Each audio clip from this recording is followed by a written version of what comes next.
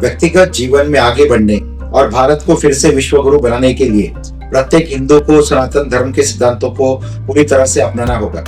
वेदों, उपनिषदों और गीता से सभी वैज्ञानिक जीवन प्रबंधन और जीवन कौशल का अध्ययन करना होगा और एक एकजुट हिंदू के रूप में समाज में आगे बढ़ना और काम करना होगा। मानवता के लिए काम करना और देश को सभी पहलुओं में शीर्ष पर वापस लाना होगा। आदि शंकराचार्य और स्वामी विवेकानंद ने सनातन और वैदिक सिद्धांतों के आधार पर व्यक्ति, समाज और राष्ट्र के विकास का मार्ग प्रशस्त किया। आज यह महत्वपूर्ण है कि धार्मिक और आध्यात्मिक गुरु अपने अनुयायियों को न केवल अनुष्ठान करना सिखाए बल्कि सनातन सिद्धांतों का उपयोग करके हिंदुत्व के लिए काम करें और अनुयायियों को यह समझने में मदद करें कि वैज्ञानिक, सामाजिक, आर्थिक, जीवन प्रबंधन तकनीक, जीवन कौशल का व्यावहारिक अनुप्रयोग कैसे किया जाता है। वैसे ही शत्रुबोध जीवन का हिस्सा होना चाहिए क्योंकि यह वैदिक सिद्धांतों के अनुरूप है।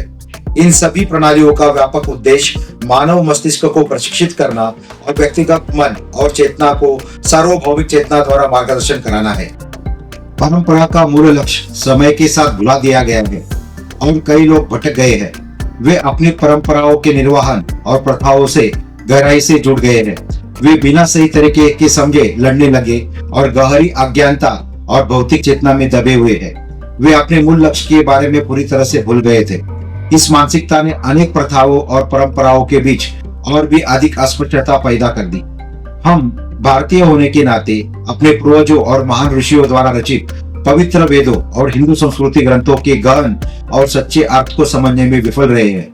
यदि हम इसे मनोवैज्ञानिक दृष्टिकोण से देखें तो हमारे प्राचीन काल के किसी भी ज्ञान को विषय में कुछ व्यक्तिगत महत्व जोड़कर कहानी कहने के माध्यम से चित्रित करके आसानी से समझाया जा सकता है, जिससे यह मनोरंजक हो जाता था और श्रोता के लिए याद रखना आसान हो जाता था। हालांकि हमारे ऋषियों के विचारों को भावी पीढ़ियों ने सही ढंग से नहीं अपनाया, जिन्होंने इसे वैज्ञानिक रूप से समझे बिना केवल प्रतीकात्मक अर्थों को आत्मसात कर लिया और मूल गहन ज्ञान की समझ की कमी के परिणाम स्वरूप सामाजिक, आर्थिक और आध्यात्मिक क्षेत्र के विकास में कमी दिखाई देने लगी। वेदों के रूप में लिखा गया ज्ञान, साहित्य या अवधारणा का प्रत्येक अंश वास्तव में गहरी वैज्ञानिक और तकनीकी अवधारणा है। संरचना, चिकित्सा और सर्जरी, शारीरिक, मानसिक और सामाजिक स्वास्थ्य सलाह, पर्यावरण, पोषण और संतुलन, जीवन प्रबंधन और कार्य प्रबंधन के बारे में जानकारी, राजनीतिक और आर्थिक विचार, सब कुछ है। वसुधैव कुटुंबकम धारणा के साथ मुख्य लक्ष्य सामाजिक, आर्थिक और आध्यात्मिक रूप से स्वस्थ समाज का विकास करना था ताकि देश और दुनिया एक ही समय में प्रगति कर सके। यही वह समय था जब आदि शंकराचार्य जी ने कमाल संभाली। वह देश भर में घूमे और सभी युद्धरत गुटों को बातचीत के माध्यम से एकजुट किया। उन्होंने उनके प्रतीकवाद, रीति रिवाजों और अनुष्ठानों को मूल उद्देश्य से जोड़ा। उन्होंने उपनिषद, भगवत गीता और ब्रह्मसूत्र जैसे वैध स्रोतों पर टिप्पणी प्रदान करके महत्व और स्पष्टीकरण प्रदान किया। उन्होंने विभिन्न परंपराओं के प्रति सम्मान को बढ़ावा देकर गुटों के बीच पारस्परिक सहिष्णुता स्थापित की। उन्होंने एक क्रांतिकारी परिवर्तन लाया और सनातन धर्म का गठन किया। जब हिंदू यह तर्क देने लगे कि उनके देवता महान थे, तो उन्होंने उन्हें सिखाया कि सभी देवता महान है और सभी चेतना अद्वैतम का हिस्सा है। अपने जन्म के बाद उन्होंने वेदों का खंडन करने वाली हर चीज को नष्ट कर दिया और सभी हिंदुओं को एक शक्ति के तहत एकजुट किया। आदि शंकराचार्य ने हिंदुत्व को ठीक से समझाया, पुनर्जीवित किया और सशक्त बनाया, जो उनके जन्म के समय अपनी कठोर हठधर्मी था और अनुष्ठानों के कारण काफी अव्यवस्था में था।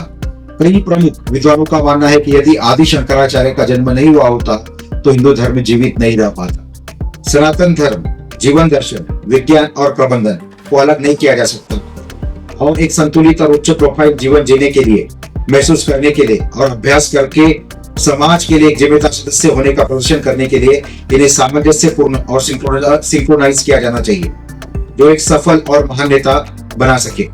आदि शंकराचार्य न केवल एक बुद्धिमान ऋषि थे बल्कि सांसारिक चिंताओं के भी महान विशेषज्ञ थे।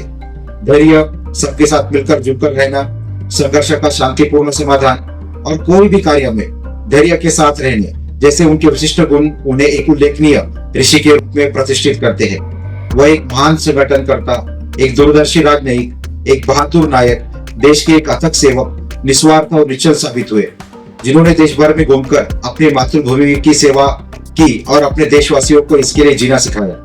भारत की गरिमा और महिमा उनके नेक प्रयास से बढ़ती रही।